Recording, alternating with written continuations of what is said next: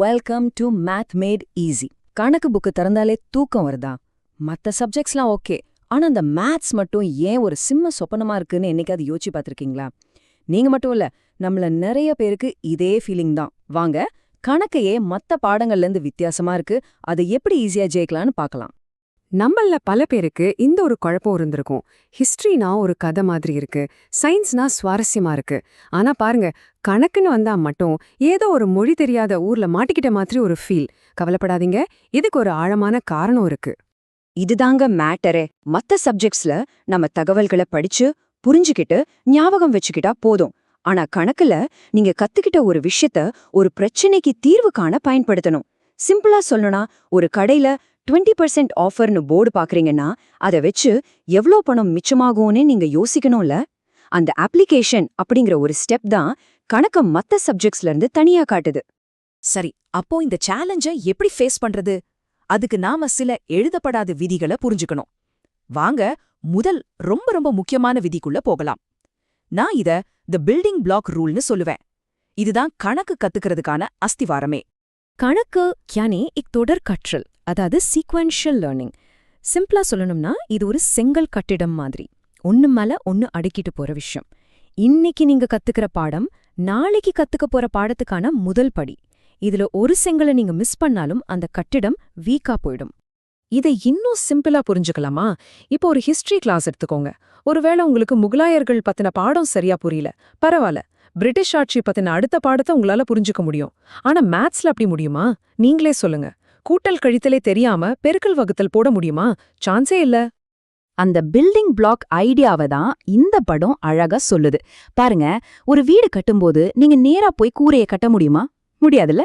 முதல்ல அஸ்திவாரம் ஸ்ட்ராங்கா இருக்கணும். கணக்குல ஒவ்வொரு ஃபார்முலாவும் ஒவ்வொரு கான்செப்டும் அந்த அஸ்திவாரத்தோட செங்கற்கள் தான். எதையும் ஸ்கிப் பண்ணாம படிப்படியா கட்டணும். ஓகே, முதல் ரூல் புரிஞ்சிருச்சு. இப்போ ரெண்டாவது சீக்ரெட் ரூல் என்ன தெரியுமா? கணக்குங்கிறது ஒரு தனி மொழி. ஆமாங்க, நம்புங்க, அதுக்குன்னு தனி கிராமர், தனி வொக்காபுலரி எல்லாமே இருக்கு. யோசிச்சு பாருங்க, நீங்க ஒரு புதுசா பிரெஞ்சு கத்துக்கிறீங்கன்னு வச்சுப்போம். ஒரு மாசம் அந்த பக்கம் எட்டி கூட பார்க்கல, என்ன ஆகும்? எல்லாம் மறந்து போயிடும்ல. கணக்கும் கரெக்டா அதே மாதிரி தான்.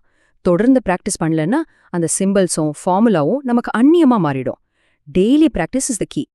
இப்ப பாருங்க, இந்த சிம்பிள்ஸ் இருக்கு இல்லையா, இதுதான் மேத்ஸ் மொழியோட வார்த்தைகள். நம்ம ஈக்குவேஷன்ஸ்னு சொல்றோமே, அதுதான் அதோட வாக்கியங்கள், சென்டென்சஸ். x+5 = 10 நாம எழுதுறதுக்கு அர்த்தம் என்ன? ஒரு தெரியாத நம்பரோட 5 கூட்டினா 10 வரும் அப்படிங்கிற ஒரு முழு வாக்கியம் அது. சரி, மொழியையும் கத்துக்கிட்டோம். ஆனா இப்போதான் நம்ம மூணாவது ரொம்ப ரொம்ப முக்கியமான ஒரு ரூலுக்கு வரும். இது ஒரு உண்மையான கேம் சேஞ்சர். நல்லா கேட்டுக்கோங்க. கணக்குங்கிறது ஒரு ஸ்பெக்டேட்டர் ஸ்போர்ட் கிடையாது. அதாவது நீங்க சும்மா உட்காந்து வேடிக்கை பார்க்க முடியாது, நீங்களே களத்துல இறங்கி ஆடணும். இதை விட ஒரு சூப்பர் உதாரணம் சொல்லவே முடியாது. யோசிச்சு பாருங்க, நம்ம விராட் கோலி ஒரு சூப்பரான கவர் டிரைவ் அடிக்கிறத நீங்க யூடியூப்ல திரும்ப திரும்ப பாக்குறீங்க. அதை 1000 தடவை பார்த்துட்டா மட்டும் உங்களால அடுத்த நாள் கிரவுண்டுக்கு போய் அதே மாதிரி ஒரு ஷாட் ஆட முடியுமா? முடியவே முடியாது. இல்ல, நம்ம தல தோனி ஹெலிகாப்டர் ஷாட் அடிக்கிறத பார்த்துட்டு ஓகே எனக்கும் வந்துருச்சுன்னு சொல்ல முடியுமா? கண்டிப்பா முடியாது. அதுக்கு அவங்க எவ்ளோ பிராக்டிஸ் பண்ணிருப்பாங்க. நெட்ஸ்ல ஆயிரக்கணக்கான மணி நேரம். அதேதான் கணக்கும் 100க்கு 100 அதேதான். வாத்தியார் போர்டுல கணக்கு போடுறத பாக்குறது அந்த யூடியூப் வீடியோ பாக்குற மாதிரி தான். நீங்க பேனாவை எடுத்து உங்க நோட்ல போட்டு பார்க்கும்போதுதான் அது உங்க ஸ்கில்லா மாறும். அப்போ பிராக்டிஸ் பண்றதுனா என்ன? சும்மா ஹோம்வொர்க்கு காப்பி அடிக்கிறதா? இல்லவே இல்ல. நீங்க போடுற ஒவ்வொரு ஸ்டெப்பும் ஏன் இந்த ஸ்டெப் இங்க வருது அப்படின்னு அந்த காரணத்தை புரிஞ்சுக்கிட்டு போடணும். ஆக்யூரசி மட்டும் இல்ல, ஸ்பீடும் முக்கியம். ரெண்டையும் சேர்த்து வளர்த்துக்கணும். அப்படி நீங்க பயிற்சி செய்யும்போது கணக்கு மேல இருந்த பயம் போய் ஒரு கான்ஃபிடன்ஸ் வரும் பாருங்க, அதுதான் உண்மையான வெற்றி. ஓகே, பிராக்டிஸ் பண்ணி ஸ்கில் வந்துருச்சு. ஆனா எக்ஸாம் ஹால்ல போனதும் அச்சச்சோ டைம் பத்தலையேன்னு ஒரு டென்ஷன் வருதா? அதுக்கு தான் நம்மளோட 4வது final rule, the speed rule. Maths class மட்டும் ஏன் எப்போதுமே ஒரு ராக்கெட் வேகத்துல போகுதுன்னு எனக்காவது யோசிச்சிருக்கீங்களா? இதுக்கு காரணம் திரும்பவும் நம்ம முதல் ரூலுக்கு தான் போகுது, அந்த பில்டிங் பிளாக் விதி.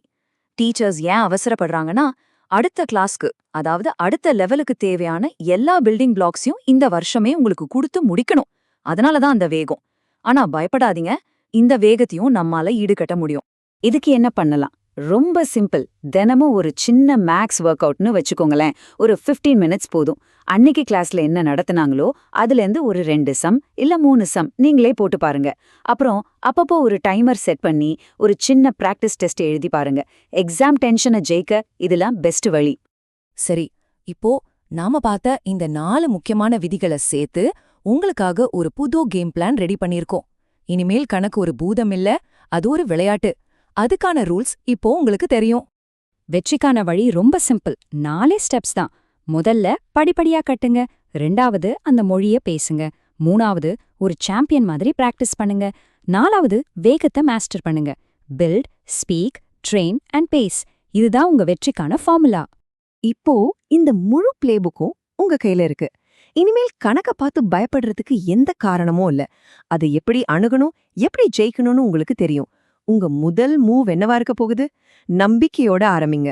வெற்றி நிச்சயம். Please like and subscribe maths mat easy channel.